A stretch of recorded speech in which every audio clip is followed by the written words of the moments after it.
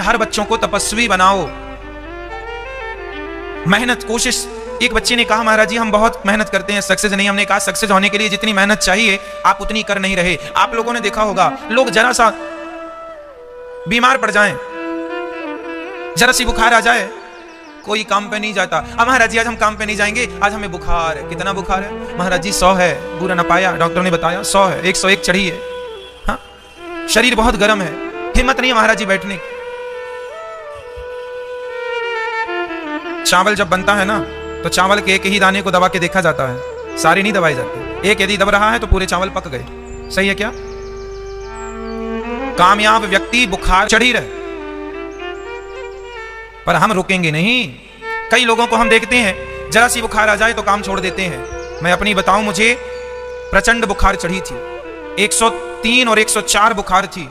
बुखार नहीं, मलेरिया बिगड़ चुका था। और 7 दिन थे कथा के लिए, मैं गया था कथा सुनाने।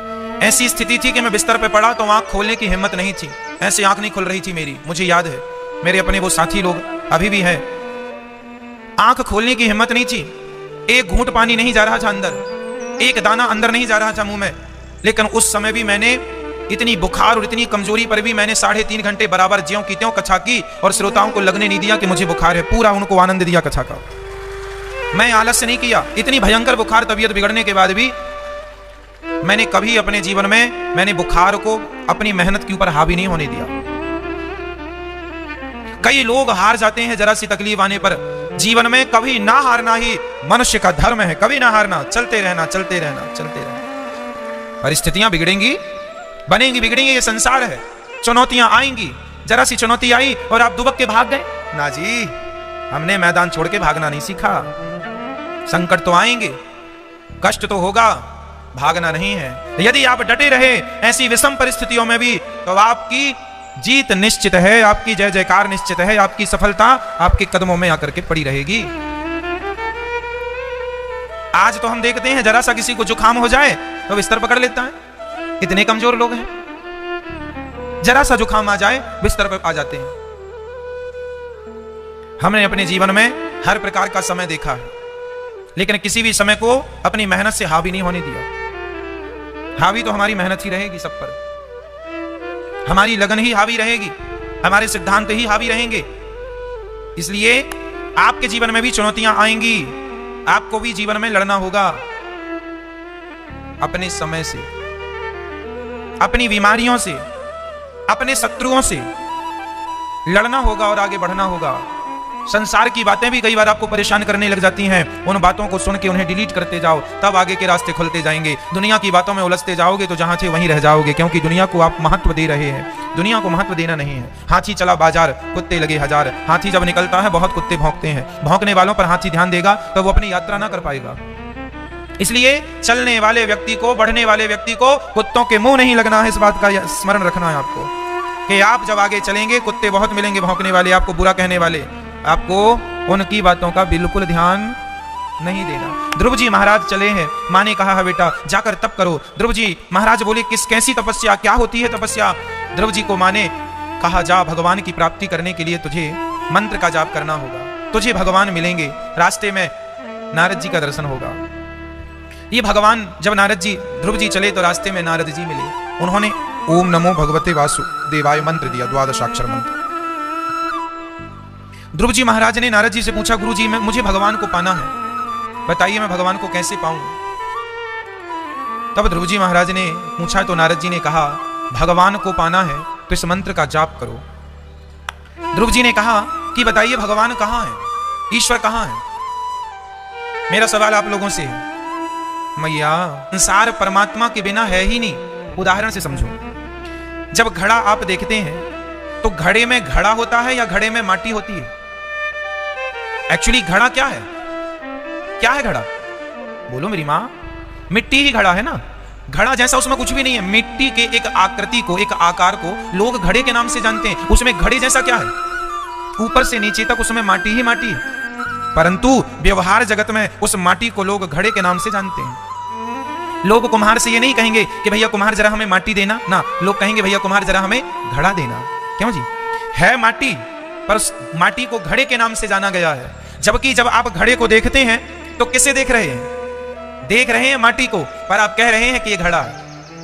आप कहेंगे मैं घड़ा देख रहा हूं, जबकि सत्य ये नहीं है कि वो घड़ा है, सत्य ये है कि वो माटी। आप देख रहे हैं माटी को, पर कह रहे हैं कि मैं घड़ा देख रहा हूं। बस उसी तरह मेरी मां, आप कहते हैं कि ये स्त्री है, ये पुरुष है, ये संसार है। आप संसार को देखते हैं, आप स्त्री और पुरुषों को देखते हैं, आप नदियां, समुद्र और वृक्ष और पेड़ पौधों को देखते हैं, लेकिन मैं स्त्री पुरुष संसार के प्रत्येक चीज में परमात्मा को ही देखता हूं, क्योंकि वही जैसे माटी घड़ा है, उसी प्रकार ईश्वर ही संसार है। ईश्वर ही आपके रूप में है, ईश्वर ही स्त्री के रूप में है, पुरुष के रूप में है, परमात्मा ही ये फूल के रूप में है। ये पुष्प कौन है? ईश्वर का ही एक रूप ये है, ईश्वर का ही एक रूप ये है। इस संसार के कण कण में ईश्वर की ही व्यापकता है, उसकी सत्ता के सिवा किसी की सत्ता है ही नहीं। अखंड सत्ता तो उसी की है। कोई माने इस बात को लोग नहीं जानते, वो कहते हैं ये स्त्री है, ये पुरुष है। अरे स्त्री मरती है तो उसके अंदर से भी आत्मा निकलती है, और पुरुष मरता है तो उसके अंदर से भी आत्मा निकलती है, तब लोग मरा हुआ मानते हैं। तो स्त्री हो या पुरुष हो, इस संसार में स्त्री का आकार अलग हो सकता है, पुरुष का आकार अलग हो सकता है। भाई घड़ा अलग होता है, सुराही अलग होती है। सुराही का पेट बड़ा होता है, मुंह छोटा होता है। सुराही जानते हैं, मिट्टी की बनती है। मिट्टी के और भी बर्तन बनते हैं, मिट्टी का भी बर्तन बनता है। तो चाहे मिट्टी की तपेली हो, चाहे मिट्टी का घड़ा हो, चाहे मिट्टी की सुराही हो, चाहे मिट्टी के खिलौने हो, आकृति अलग अलग हो सकती है, नाम अलग अलग हो सकते हैं, पर तत्व सब में एक ही है। वो क्या है? वो क्या है? मिट्टी। सब में मिट्टी समान रूप से है ना। उसी प्रकार चाहे चींटी को देखो, चाहे हाथी को देखो, स्त्री या पुरुष को देखो, रूप अलग अलग हो सकते हैं, नाम अलग अलग हो सकते हैं, पर तत्व सब के भीतर एक ही परमात्मा समाया हुआ है, जिसे हम आत्मा कहते हैं। वह ईश्वर ही आत्म तत्व के रूप में हम सब में विद्यमान है। इसलिए लोग कहें कि तुमने भगवान को देखा, तो उनसे कहना देखा नहीं, हम तो देख रहे हैं। जहां दृष्टि जा रही है वहां ईश्वर ही ईश्वर है।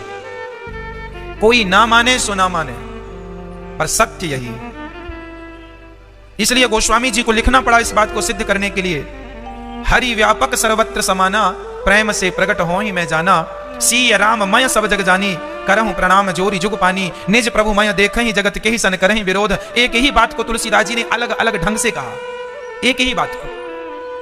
अच्छा ये बताओ, दही के किस कण में मक्खन है और किस कण में मक्खन नहीं है? बोलो मेरी मां। दही में कोई ऐसा कण है जिस कण में मक्खन ना हो? बोलो, नहीं है। दही के प्रत्येक कण में मक्खन है, पर वो मक्खन तक पहुंचने के लिए आपको दही का मंथन करना पड़ेगा।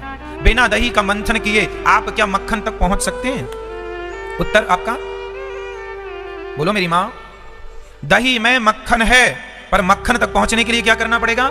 मंथन करना पड़ेगा। उसी प्रकार जैसे दही के कण कण में मक्खन समाया हुआ है, उसी प्रकार सृष्टि के कण कण में परमात्मा समाये हुए हैं। अब प्रश्न ये खड़ा है कि भगवान है तो दिखते क्यों नहीं? भाई सब दिख रहे हैं, आप एक्सेप्ट नहीं कर रहे हैं, आप स्वीकार नहीं कर रहे हैं। दूसरा, दही के कण कण में मक्खन है, पर मंथन करना जरूरी है। यदि तुम्हें भगवान को प्रत्यक्ष रूप में देखना है तो उसका भी उपाय है।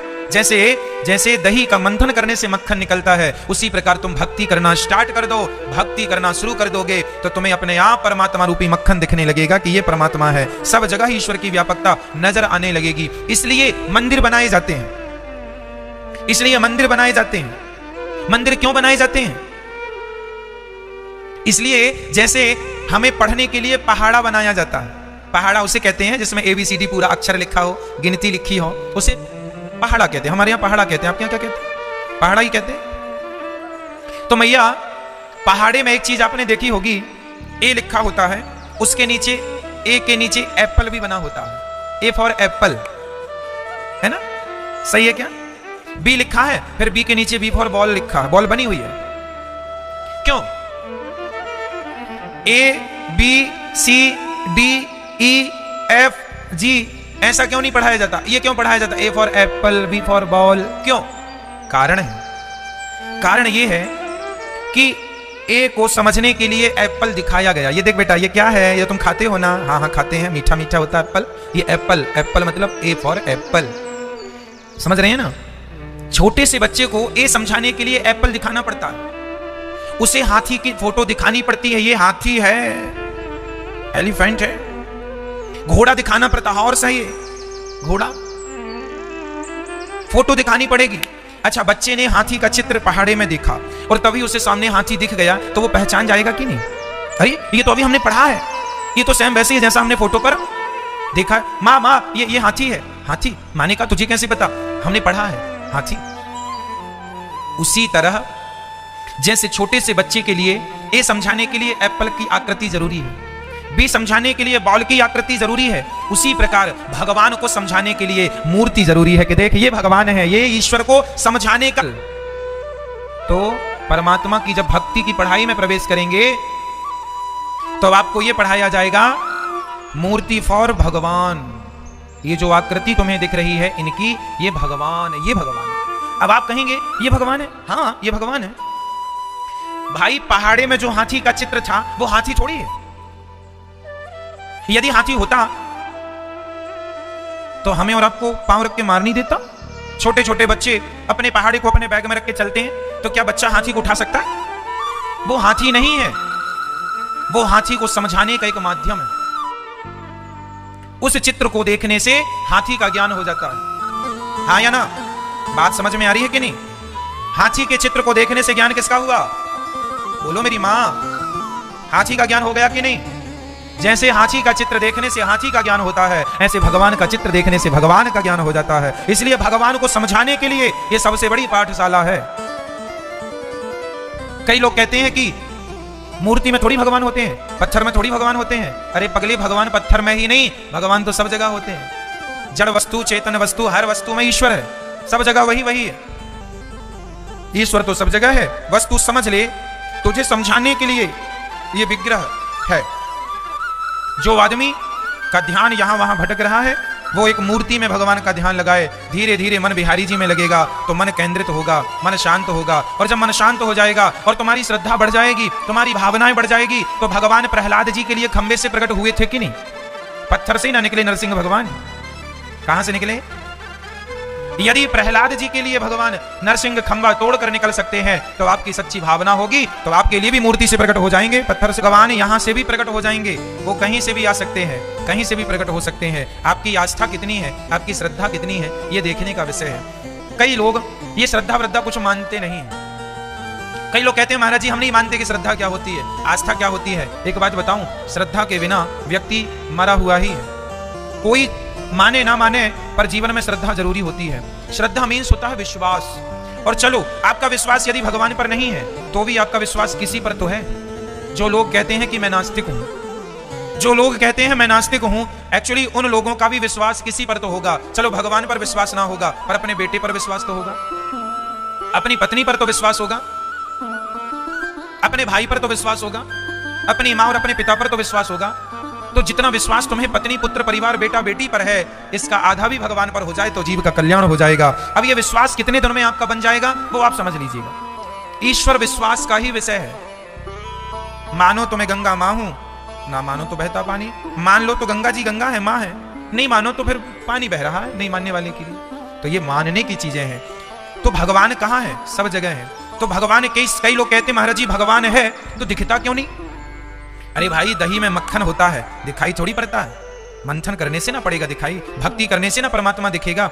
एक बात बताओ, जब आप पढ़े लिखे नहीं थे, स्कूल नहीं गए थे, छोटा सा बच्चा है, छोटे से बच्चे को आप कोई अखबार दे दीजिए तो उसे कुछ समझ में आएगा?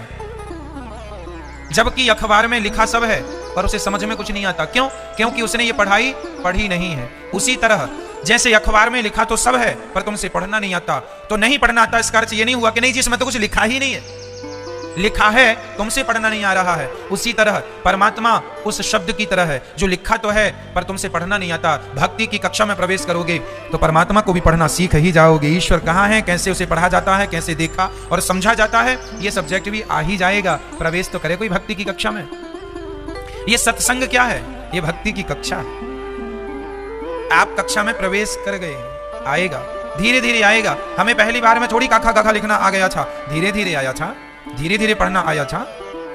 भक्ति भी धीरे धीरे आएगी, आएगा समझ में। अब आप आज के आज कहिए महाराज जी भगवान को दिखाइए। अब बताइए कोरोना वायरस है, क्या दिखाई पड़ता है?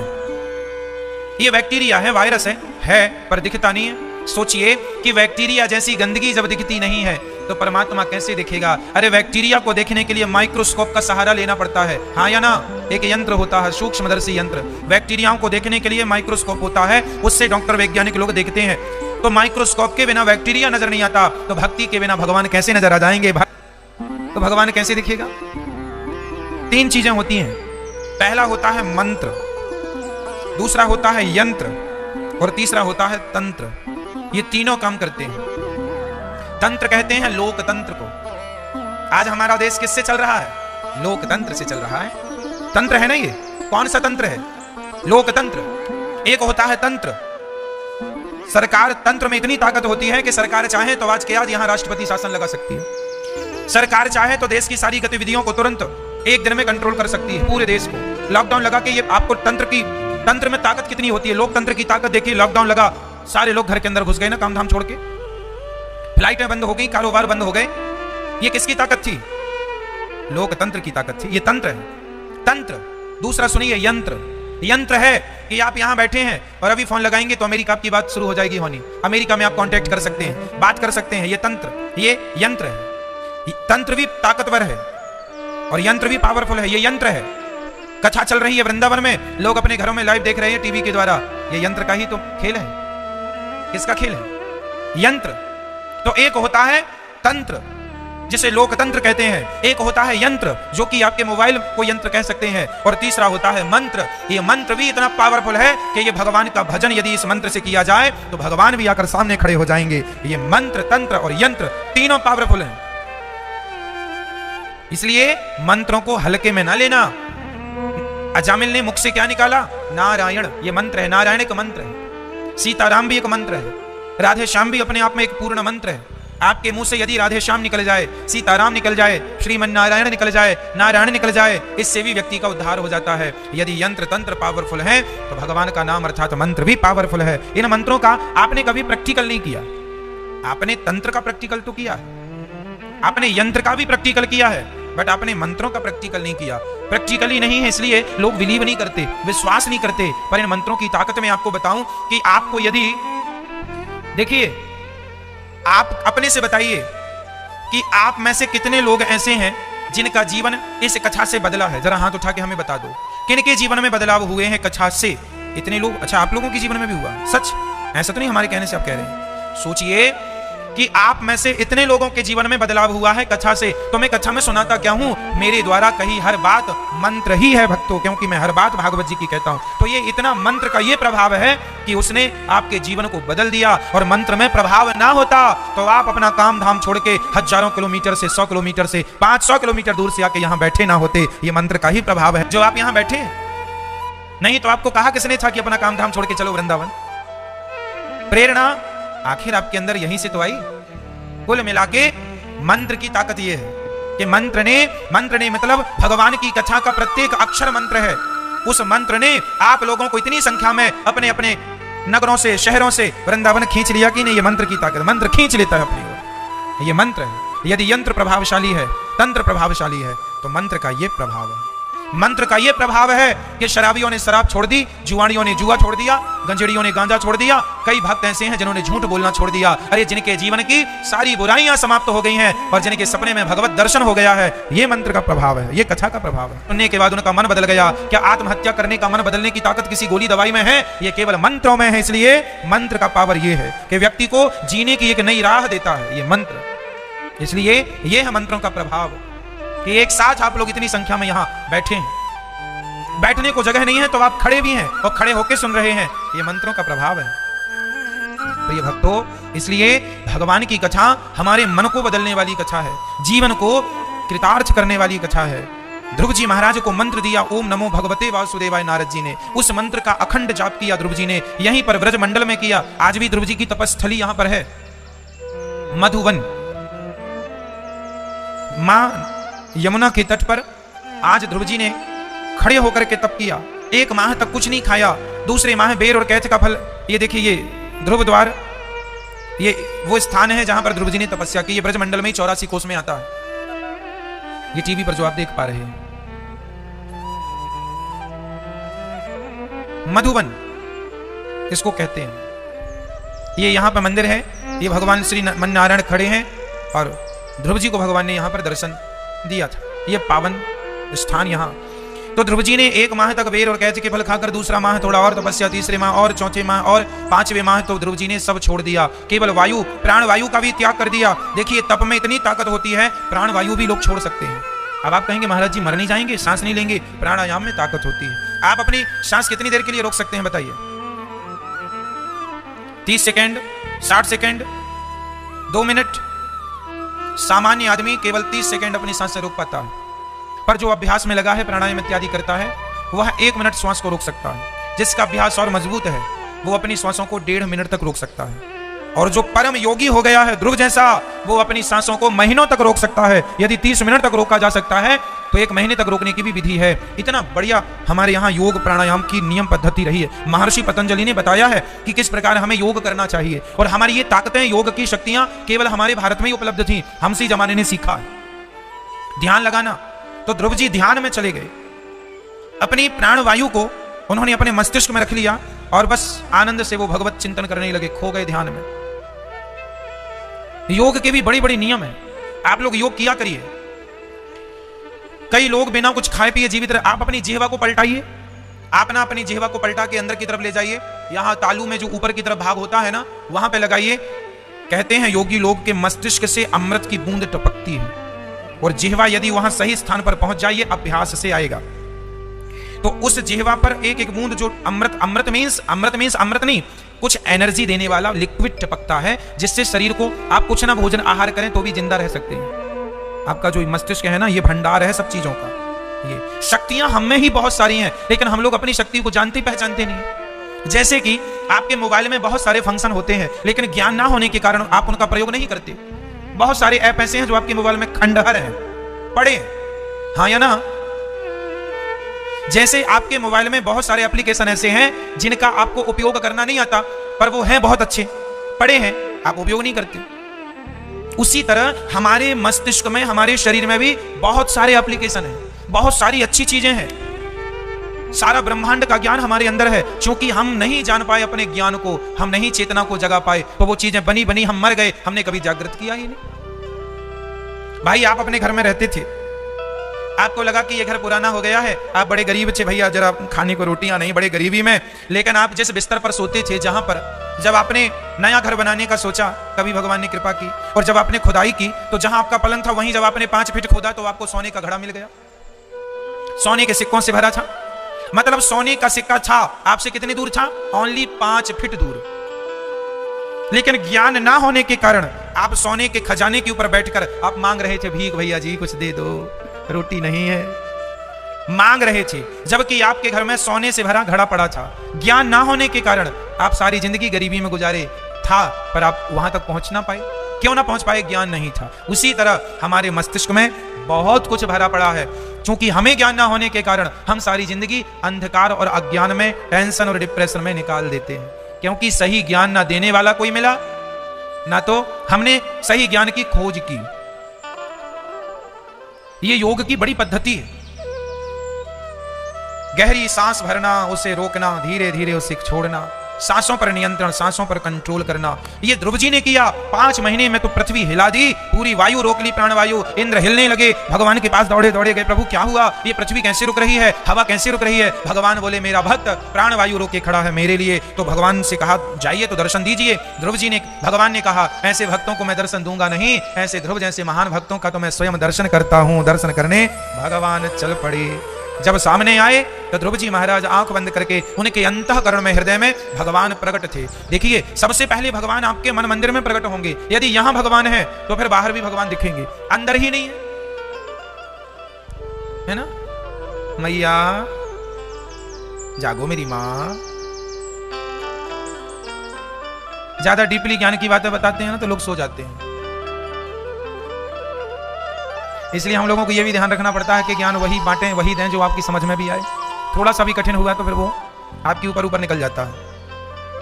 शास्त्रों में बड़ी गहराई है, बड़ी गहरे ज्ञान की बातें हैं, पर उस प्रकार का पात्र भी तो हो, समझो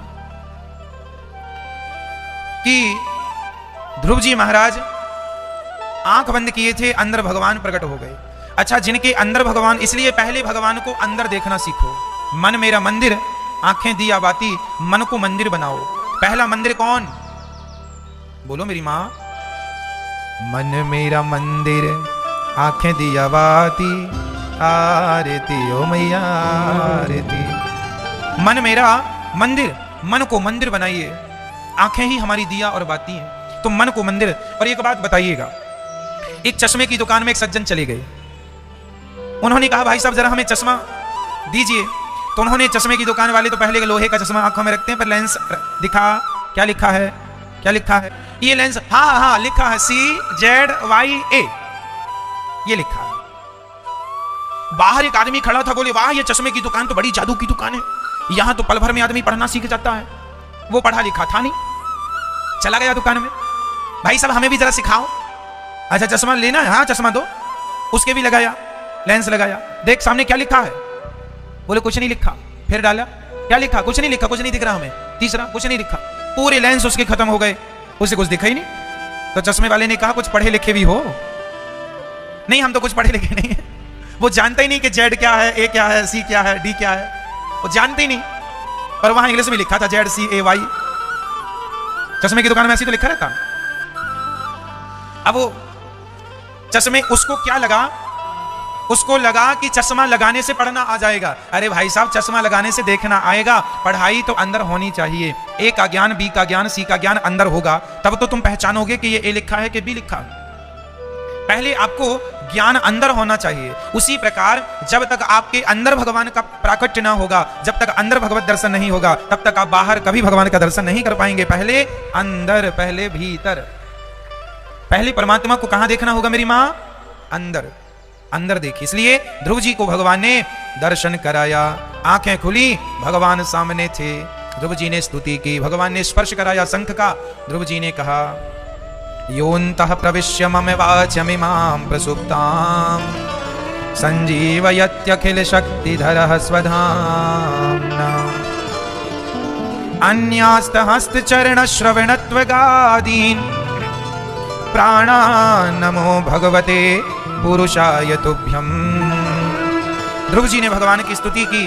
और जब भगवान की कृपा होती है ना, तो मूकम करोति वाचालम पंगुम लंघयते गिरिम यत् कृपा तमहम वंदे परमानंदम माधवम। जब भगवान की कृपा होती है तो गूंगा भी बोलने लग जाता है और लंगड़ा भी पहाड़ लांघ जाता है। ये भगवान की कृपा जब कृपा करती है सब कुछ हो जाता है।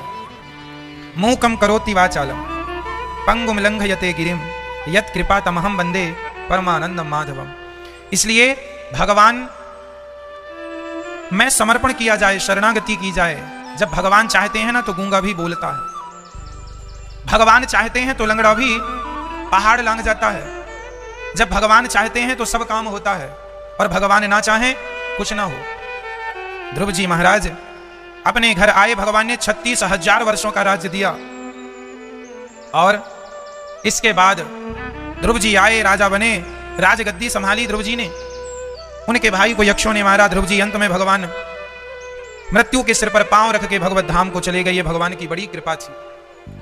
लोगों का स्वामी बना दिया भगवान ने, लोगों का स्वामी बना दिया ध्रुव जी को।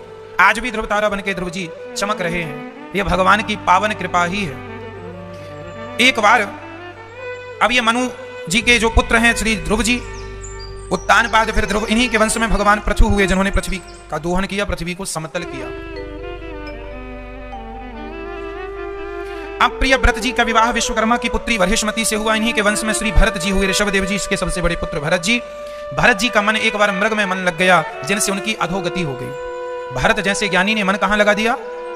अंते यामति सागति। इसलिए मरते समय सावधान रहना है, यहां वहां मन न लगे। मरते समय केवल मन भगवान के चरणों में लगे, केवल भगवत चरणों में मन लगे, यहां वहां मन ना लगे। इतना तो करना स्वामी, जब प्राण तन से निकले, गोविंद नाम लेकर मेरे प्राण तन से निकले, उस वक्त जल्दी आना, नहीं श्याम भूल जाना, मुरली मधुर बजाना, जब प्राण तन से निकले। सदा भगवान की ख्यालों में रहा करो, सदा भगवान का चिंतन ही किया करो, है ना। यहां वहां मन लगाने से कोई फायदा नहीं है। भरत जी का मन एक मृग में लग गया। उन्होंने एक मृग पाल लिया था और मरते समय मृग का चिंतन करते, मरे मेरे बाद मेरे मृग का क्या होगा। और उनकी दुर्गति ये हुई कि मृग बन के आना पड़ा।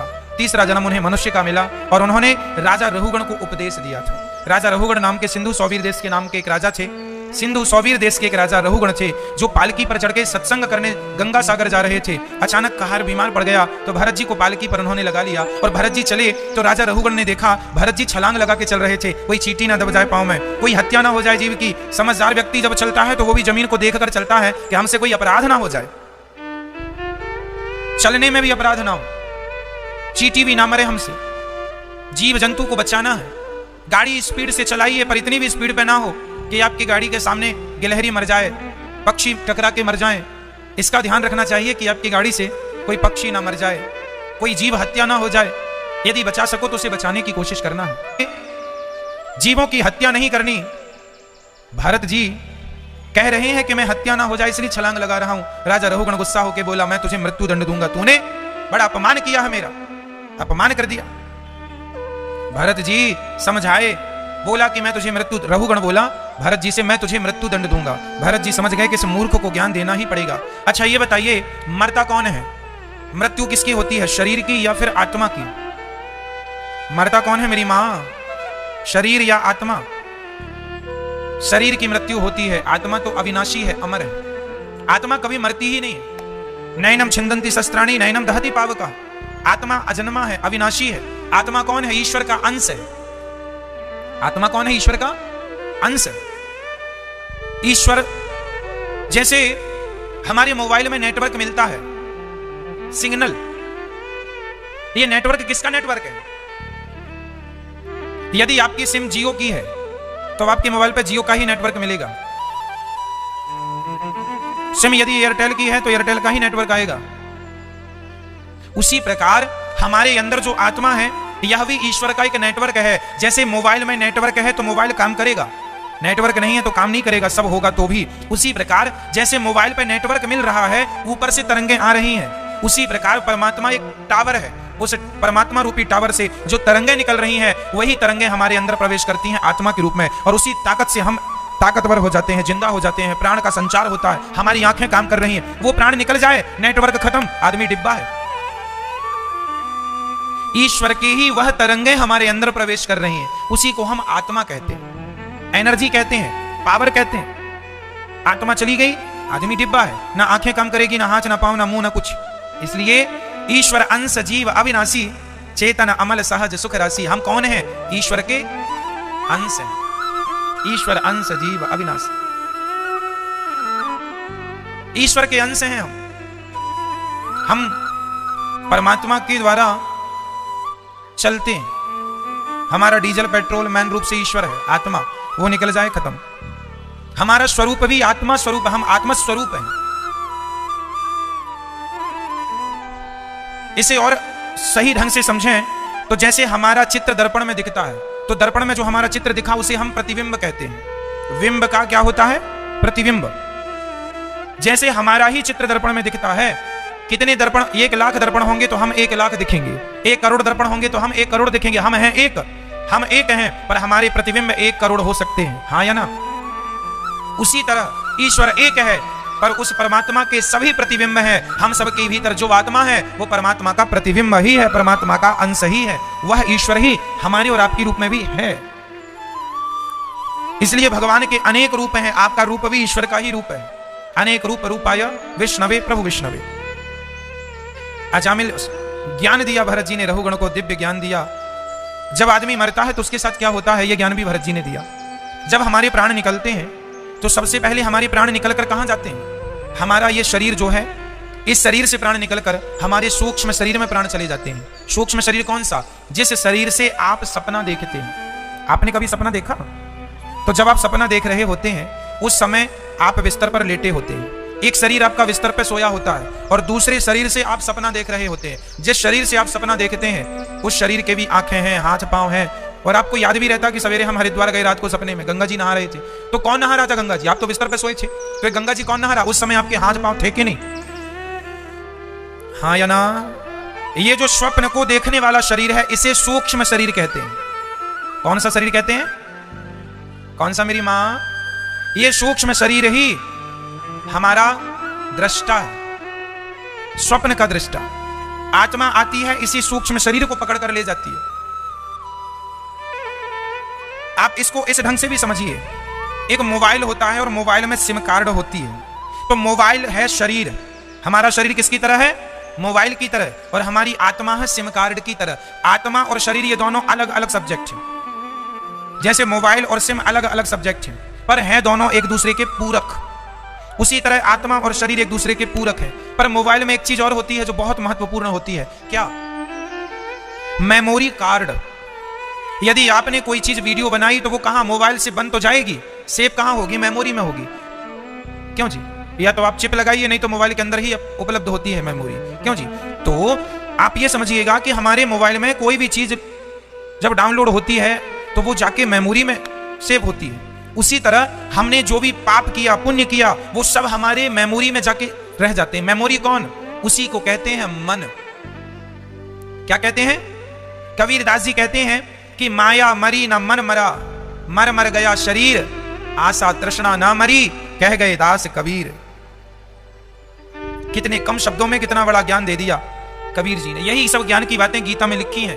बड़ी कठिन बातें हैं, ये सब्जेक्ट बड़ा कठिन है, फिर भी हम आपको समझाने की कोशिश कर रहे हैं।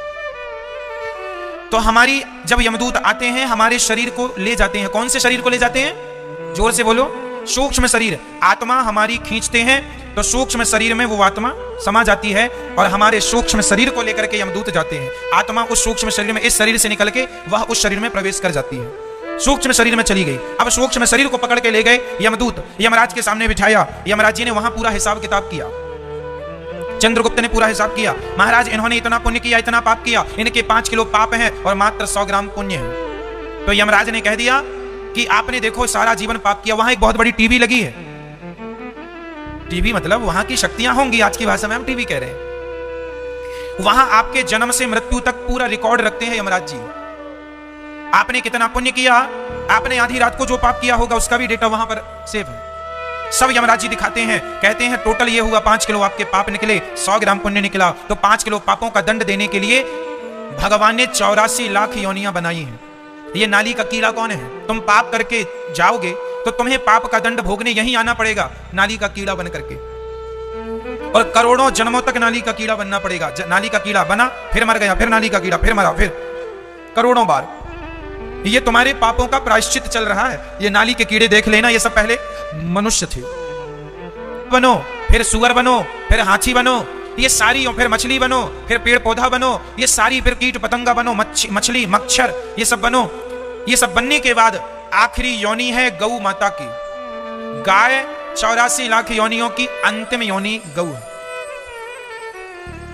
इसके बाद जब गाय मरती है तो गाय या गौवंश, बैल, जब भी ये मरा तो अब ये निश्चित है कि इसके बाद जब यमराज के पास गया, प्रभु मैंने 5.5 किलो पाप भोग लिए, तो जो तुमने 100 ग्राम पुण्य किया था उस पुण्य के बल पर तुम्हें एक बार फिर मनुष्य का शरीर देके यमराज जी ये संसार में भेज देते हैं। जाओ, अब कुछ अच्छा करना, अब गलती ना करना। पर यहाँ आके हम सब भूल जाते हैं, फिर गंदे काम करने लग जाते हैं, फिर पाप कर रहे हैं। ये सृष्टि क्रम ये है। को ना काहू को सुख दुख कर दाता, निज कृत कर्म भोग सब भ्राता। यहाँ जो व्यक्ति जैसा करता है वैसा भोगता। एक सज्जन को मैंने ये कथा सुनाई, उसने कह दिया महाराज मैं नहीं मानता आपकी इस बात को। आपने नरक देखे हैं क्या? आपने स्वर्ग देखा है क्या? आपने यमराज जी को देखा क्या? उस सज्जन ने हमसे कहा आप तो कहानियां सुना रहे, इन बातों में कोई दम थोड़ी है। मैंने कहा भाई चल, यदि तू मेरी बातों को कहानियां मानता है तो फिर मेरे सवाल का उत्तर दे। आपसे मेरा सवाल होगा, सबसे एक प्रश्न करता हूं आपसे, उत्तर दीजिएगा। यदि मेरी बात गलत है, जो मैंने आपको सुनाया कि आदमी यहां से यमपुरी जाता है, वहां उसका हिसाब किताब होता है, पाप का दंड उसे नाली का कीड़ा बन के भोगना पड़ता है। और जो आप लोगों ने मनुष्य का शरीर पाया है, ये यूं आपको भगवान ने बंदर क्यों नहीं बना दिया, कुत्ता क्यों नहीं बनाया, बिल्ली क्यों नहीं बनाया, मनुष्य ही क्यों? क्योंकि आपने वो सारी योनियां पार कर ली और आपके जो पुण्य थे उस पुण्य के बल पर मनुष्य का शरीर मिला। इसलिए तुलसीदास जी लिख रहे हैं कि बड़े भाग्य मानुष तन पावा। बड़े भाग्य से मनुष्य का शरीर मिलता है और बार कई करोड़ों जन्मों में एक बार मिलता है। इस शरीर को पाके उल्टी काम ना करना। तो आपने जो पुण्य किया उस पुण्य के बल पर मनुष्य का शरीर मिला, जो पाप किया था भोगना पड़ा, 84 चक्कर काटना पड़ा, अब आए हो मनुष्य बन के। तो सुनो, एक सज्जन बोला महाराज जी मैं नहीं मानता कि कोई पुनर्जन्म होता है। चलिए मेरे एक सवाल का जवाब दीजिए।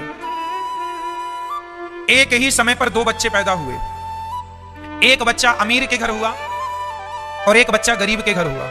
एक बच्चा टाटा बिरला अडानी अंबानी के घर पैदा हुआ, पैदा होते ही सोने के झूले में झूलता है और सोने की चम्मच से दूध पीता है। और उसी समय एक बच्चा हुआ है फुटपाथ पे पैदा। फुटपाथ पे जब बच्चा हुआ तो उसने माँ ने साड़ी का झूला बनाया है। किसका झूला?